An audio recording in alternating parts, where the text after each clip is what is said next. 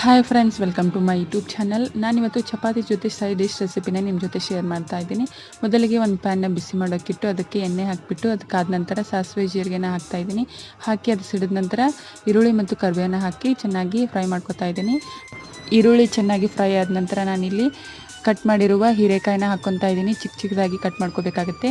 ನಂತರ ಇದಕ್ಕೆ ಇವಾಗ ಅರಿಶಿನ ಪೌಡರ್ ಹಾಕ್ಕೊತಾ ಇದ್ದೀನಿ ಮತ್ತು ಗರಂ ಮಸಾಲ, ಅಚ್ಚ ಖಾರದ ಪೌಡರ್ನ ಹಾಕಿ ಚೆನ್ನಾಗಿ ಮಿಕ್ಸ್ ಮಾಡ್ತಾ ಇದ್ದೀನಿ. ಮತ್ತು ನಾನಿಲ್ಲಿ ರುಚಿಗೆ ತಕ್ಕಷ್ಟು ಉಪ್ಪು ಮತ್ತು ಬೆಲ್ಲನ ಹಾಕ್ಕೊತಾ ಇದ್ದೀನಿ. ನೆಕ್ಸ್ಟು ನಾನಿಲ್ಲಿ ಹುಣಸೆ ರಸನ ಹಾಕ್ಕೊತಾ ಇದ್ದೀನಿ. ಹುಣಸೆ ರಸ ಇರಲಿಲ್ಲ ಅಂದರೆ ಟೊಮೆಟೊನ ಹಾಕ್ಕೋಬೋದು.